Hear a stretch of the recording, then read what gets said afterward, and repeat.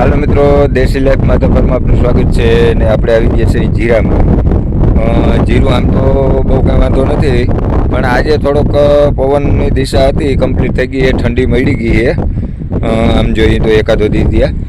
અને હવે એને આપણે જે ઓલું વાતાવરણ હતું ને એમાં થોડુંક આપણે પિયત આપવાની બીક લાગતી હતી. જોકે પિયત બને ત્યાં સુધી જરૂર ના હોય તો આપવું નહીં, પણ આપણા જીરાને થોડીક જરૂર છે ને આપણે આવ્યા છે અહીં 7 નંબર જીરુંમાં. હવે આને પાવાનો પ્લાન છે. હું કઈ રીતે પાઉં એ આગળના વિડીયોમાં તમને કહી, પણ પાયા પહેલાં આમાં હું ટ્રીટમેન્ટ કરવી, કારણ કે તમે એક તો બીતા પાતા હો, ઉકારાઓ હોય અથવા જીરું વડું થઈ ગયું હોય ને ખરેખર આમ જોઈને તો 45 દિવસ પછી જીરાને બને ત્યાં સુધી પિયત ના આપવાનું એવી ભલામણ છે. પણ આપણે જમીન ભરતીવાળી છે એટલે પિયતની કદી જરૂર પડશે તો આપણે પાવું છે. તો એના માટે પિયત ભેગું આપણે કંઈક થડમાં ફૂગ ન લાગે અથવા હુકારો ઓછો આવે એના માટે આપણે કંઈક પણ થોડું ઘણું આપવું પડે. શું આપવું છેલ્લે કંઈ ના મેળ પડે ને તો સાપ પાવડર, કાર્બેન્ડિઝમ અને મેન્કોજેબ આપવું જરૂરી છે. એનું કારણ છે કે થોડુંક ફૂગમાં એ રાહત કરે.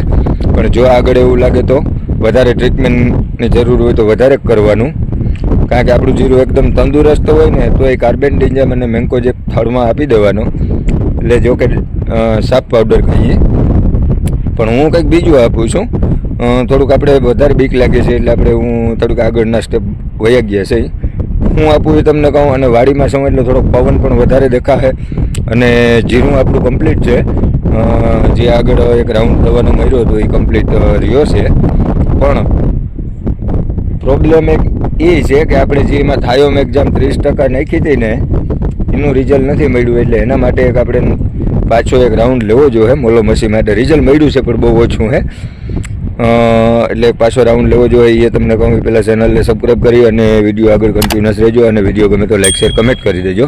જોઈએ આગળ. જો મિત્રો આ જીરું છે અત્યારે થોડોક સમય ઠંડો પડી ગયો છે, હાંજ પડવાનો સમય થઈ ગયો છે, એટલે બહુ આમાં અત્યારે ખબર નથી પડતી. પણ બપોરના સમયે આપણે આવીએ ને એટલે જીરાને સહેજ પાણીની જરૂરિયાત પડે છે અને આપણે પાવું છે. થોડું પાઈએ છે અહીં. અગણી તમને આગળના વિડીયોમાં બતાવીશ કઈ રીતે પાવશું અને કેવું પાવશું. પણ મિત્રો પાયા પહેલાં શું કરવાનું છે એ તમને જણાવી દઉં, કારણ કે આપણે આમાં હુકારાનો પ્રશ્ન રહેતો હતો, બરાબર. તો હુકારા માટે આપણે ઉપરથી ઝીંક ઓક્સાઇડ આપ્યું છે અને મેટાલિક્સિલ આપ્યું છે. તો હવે પાવા માટે આપણે કંઈક જમીનમાં ફૂગ ઓછી જળવે ને એના માટે પણ કરવું જોઈએ, થડના વિકાસ માટે કરવું જોઈએ. તો આ છે ને હ્યુમિક પાવડર છે, બરાબર. આ હ્યુમિક પાવડર છે. આ આપણે તમને ખબર હોય ને તો સ્પેશિયલ મમરી આવે છે. આપણે અમુક કંપનીઓ એવી પ્રાઇવેટ કંપની છે ને એ આપણે બતાવતી, એ તમને આ મમરી પણ બતાવું છું. યા ડુંગળીના બીજ એવી હોય છે અને હાવ આછી હોય છે, બરલ મય જેવું હોય, બીજું કંઈ ના હોય. આ યુમિક છે, બરાબર. હવે આને આપણે પિયતમાં અત્યારે ઉપરથી આપ્યું છે અને એક વખત અને પિયતમાં આપવું છે.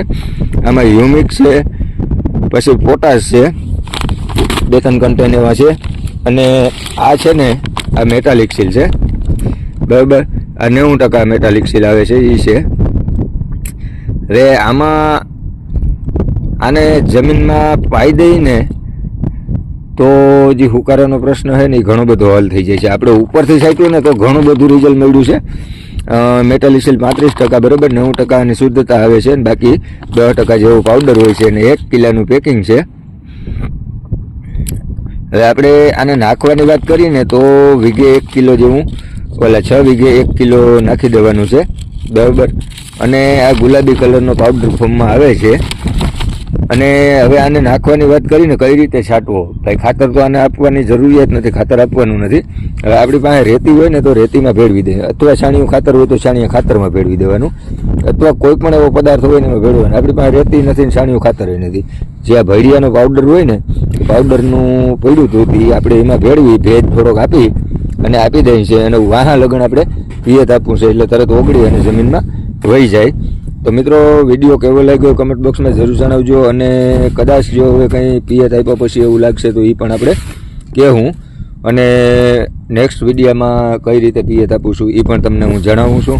અને આ મેટાલિક્સિલ છે ને આનું કામ અત્યારે આપણે ઉપરથી આપ્યો તો બહુ સારું લાગ્યું, એટલે આપણે પાવામાં હ્યુમિક અને મેટાલિક્સિલને બેને ચાલુ કરી દઈ. 35% મેટાલિક સીલ છે અને 90%ની શુદ્ધતા આવે, એટલે 1 કિલે 90% મેટાલિક સીલ આવે અને બાકી પાવડર હોય, ખોટી શુદ્ધતા એવું હોય. અને બીજું આમાં હોય હાઇડ્રોલિક એસિડ ને એવું બધું. તો મળીએ નેક્સ્ટ વિડીયોમાં.